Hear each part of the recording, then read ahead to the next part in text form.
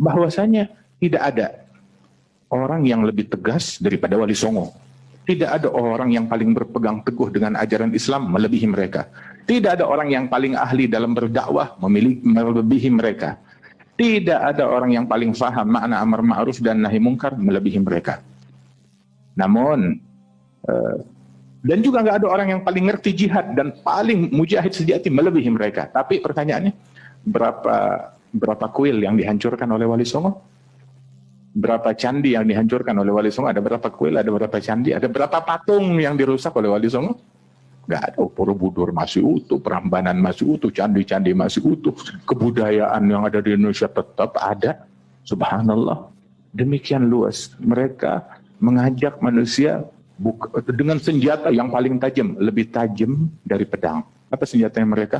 Akhlak, adab, ilmu, istiqamah, tawadhu, amanat, kejujuran, kesantunan dalam berucap, kesantunan dalam bersikap. Kita lihat Sunan Kudus. Sunan Kudus sampai membuat masjid persis dengan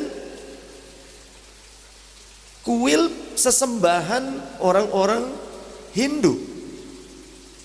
Sunan Kudus membuat masjid Kudus ada menaranya. Menara itu Manaro.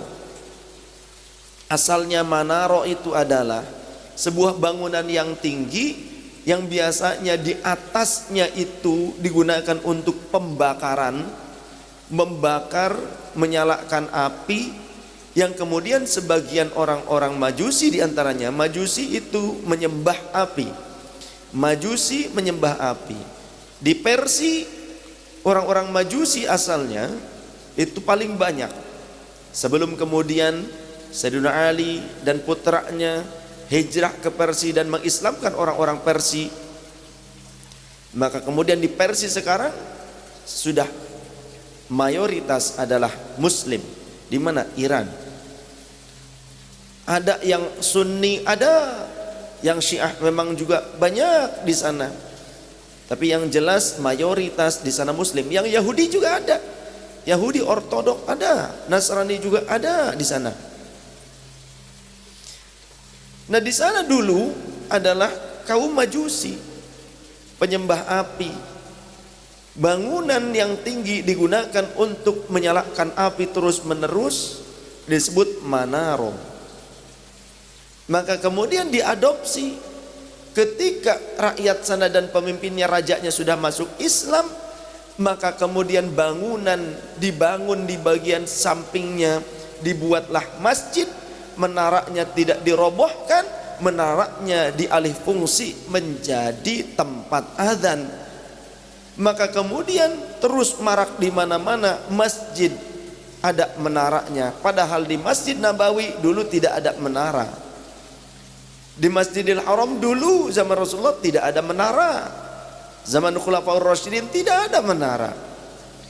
Jadi menara adalah alih fungsi dari sebuah bangunan tinggi, tempat sesembahan orang Majusi, tempat api dibakar di wilayah-wilayah Persia, kemudian juga di wilayah-wilayah Romawi seperti di Yunani, di Athena. Maka kita lihat kalau ada olimpiade, termasuk juga di India. Maka kemudian ketika memang mayoritasnya sudah Muslim, penduduknya, rajanya pun penguasanya sudah Muslim, dialih fungsikan Manaro itu menjadi tempat adzan. Dibuat tangga, memang sudah ada sebetulnya tangga untuk bakar api di atas, tapi tangga itu digunakan untuk menaiki Manaro, yang Manaro itu digunakan untuk adzan. Dialih fungsikan.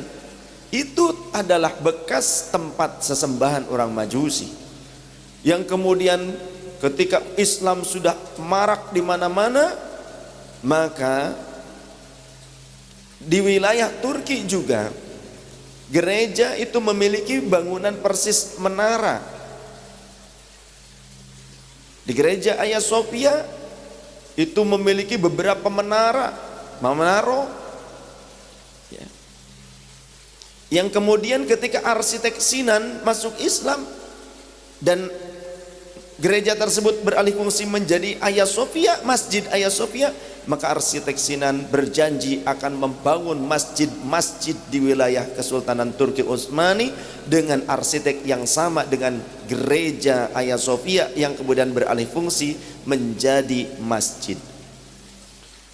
Maka hingga kurun berikutnya pada masa Sunan Kudus datang ke wilayah Kudus, membangun masjid persis seperti candi, membuat menara Kudus. Menara Kudus itu bentuknya seperti candi, dan candi itu adalah tempat ibadahnya orang-orang Hindu pada saat itu.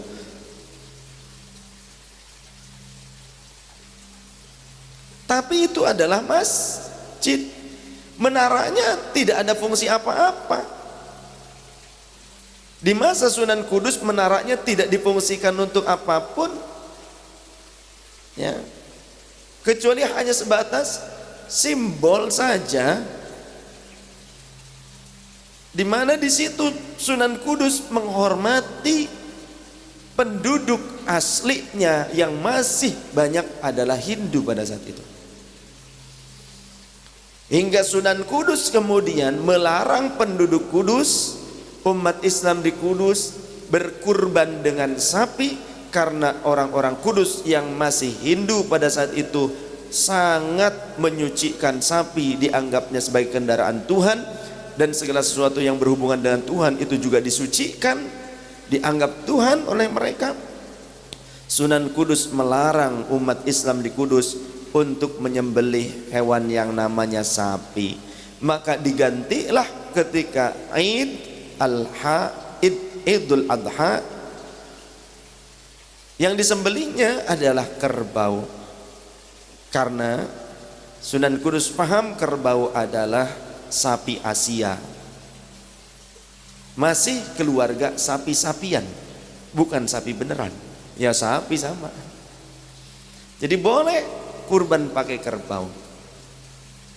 Maka itulah cara dakwah zurriyah Rasul kurun-kurun awal datang ke Indonesia, bukan dengan caci maki, membawa Islam tidak dengan provokasi ataupun memerangi agama lain, akan tetapi menghormati, toleransi. Sholat ya tetap sholat, tidak dirubah waktu-waktu sholat, tata cara sholat tidak dirubah, doa ya tetap doa. Seperti itu. Jadi mereka berdakwah dengan cinta kasih. Kemudian dulu kalau ada orang meninggal, itu berkumpul laki-laki perempuan, kemudian telanjang bulat semuanya, menyalakan api unggun bersama, lalu kemudian minum tuak, minum arak semuanya sampai mabuk, laki-laki perempuan akhirnya berzinah rame-rame. Kalau ada yang meninggal begitu, katanya itu untuk menyenangkan yang meninggal.